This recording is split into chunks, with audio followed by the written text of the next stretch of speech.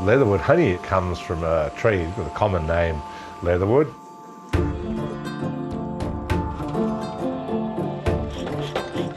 Traditionally, it's really just been made famous because of its unique flavour.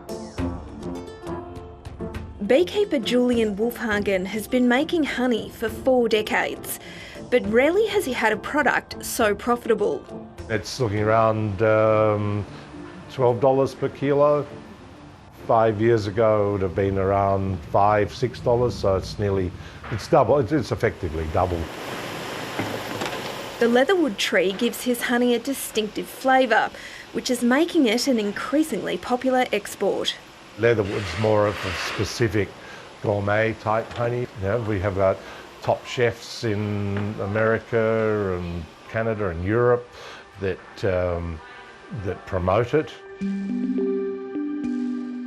But the leatherwood trees that help produce this unique Australian honey are dwindling, facing threats on a number of fronts.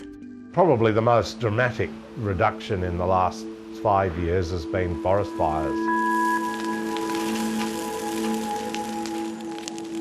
The weather patterns have changed. We're seeing a lot more dry lightning.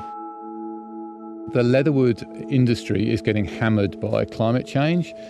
Climate change, because the atmosphere is warming up, it means that trees are wilting, they're flowering less predictably, bees are starving.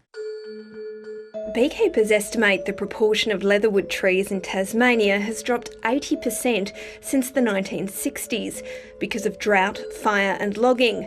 About 14,000 hectares was lost in fires last year. Most of the remaining 1 million hectares of leatherwood trees are inside national parks, largely locked away from beekeepers. For us, it's a mixture of ecological impacts and principle.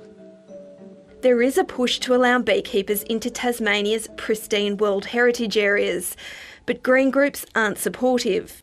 We're talking about introducing feral species, bees, into a still ecologically intact area. There's lots of leatherwood outside the World Heritage area. Let's focus on protecting that.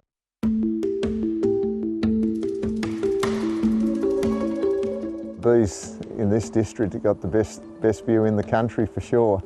Born a beekeeper, my dad was a beekeeper. Rodney Smith understands the need to protect leatherwood trees.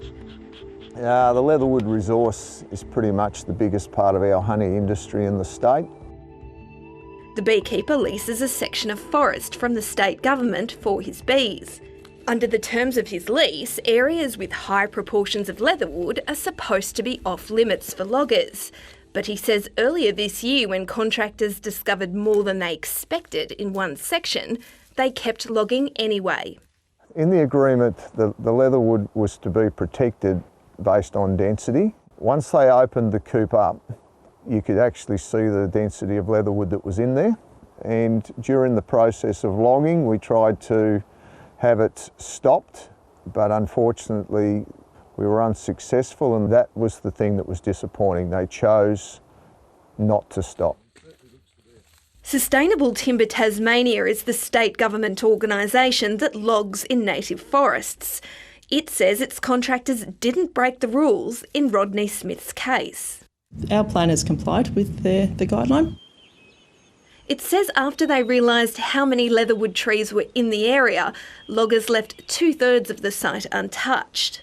If someone takes a third of your paycheck, you're happy to take that? We'll look at taking into account the feedback that we've received in relation to this harvesting operation. It's probably unlikely that we'd ever be in a situation where we wouldn't be able to harvest a wet forest area without impacting on leatherwood at all. Most leatherwood trees are felled to help loggers access more valuable timbers. Then they're burned on the forest floor or wood chipped for export. Conservationists argue the trees are far more valuable left in the ground. The value of leatherwood to Tasmania's economy and society is over $160 million annually, but the pollination services of the leatherwood tree itself are worth, towards $200 million a year. Both industries are important and both support jobs in the state. Compromise is required. So it's not about every sawlog for us, and it's not about every leatherwood for them. It's about maintaining a resource within that area.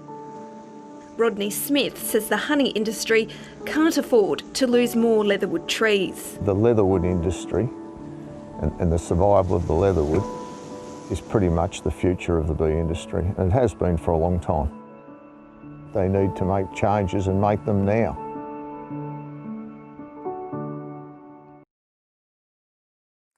Hi, I'm Lee Sales. Thanks for watching this story. If you'd like to watch more of 730's stories, they are on the left of your screen. And tap on the button below to subscribe and get the latest from ABC News.